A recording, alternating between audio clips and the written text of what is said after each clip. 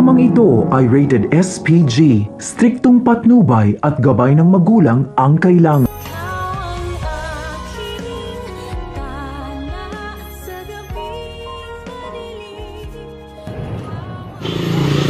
Mga kaibigan, painit na nga ng painit ang mga eksena sa abot kamay na pangarap na kung saan nga ay matagumpay ngang nakaharap ni Lynette kasama itong si Annalyn, itong si Dax, na kung saan nga ay kung nais nga malaman ni Lynette kung sino nga ba ang mga tao o galamay nga ni Moira, particular nga kung sino nga ang tumulong sa kanya at kung sino nga ang dumadalaw kay Moira. Kaya naman mga kaibigan, sa pagkakataong ito ay nang mapadalaw nga itong si Chang Susan sa kulungan at nakausap nito ang kanyang kaibigan at nalaman nga nito na nag-utos nga si Moira ng tauhan na kung saan nga ay nais ngang ipapatay itong si Dax upang nang sa ganun nga ay makalaya nga ito kung sakaling mawala nga ang isa sa mga testigo na siyang nakakaalam nga ng krimen na ginawa nga ni Moira. Subalit mga kaibigan ay agad naman tinawagan ni Chang itong si Lynette, subalit hindi ito sumasagot. Subalit nang subukan nitong tawagan itong si Annalyn ay nakausap nga nito ang kanyang apo.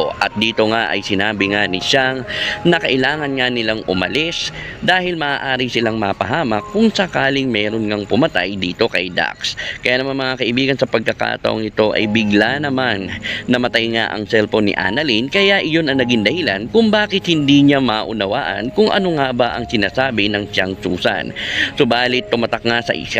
isipan ni Annalyn na kailangan di umano nila agad na umalis sa lugar na iyon dahil nga nasabi nga at nalaman nga ni Annalyn kung paano nga nalaman ni Chang Susan na naroon nga itong si Dax. Subalit nang sabihin nga ni Annalyn ang bagay na iyon ay tila nagtaka naman itong si Dax dahil nga maaaring ito nga ay may posible na magkaroon nga o nasa panganib nga ang kanyang buhay, lalo pangat napansin nito na may isang lalaki na bumubunot nga ng baril. At kaya mga kaibigan, ang mga eksena na ating aabangan ay napaka-intense nga dahil nagawa nga ni Dax na gawin niyang hostage itong si Annalyn, subalit nang makawala nga ito at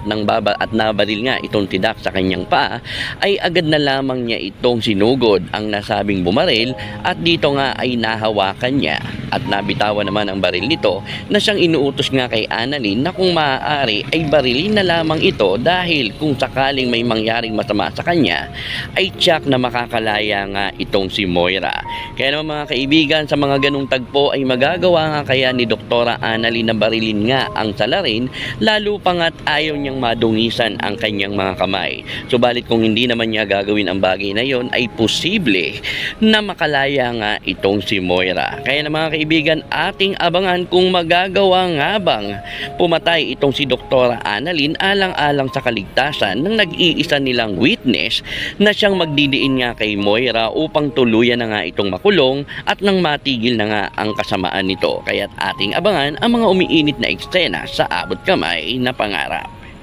Comment na po at huwag kalimutang mag-subscribe, i-click ang notification bell upang lagi kayong ma-update sa mga susunod pang videos dito lamang sa Taylor Rich TV.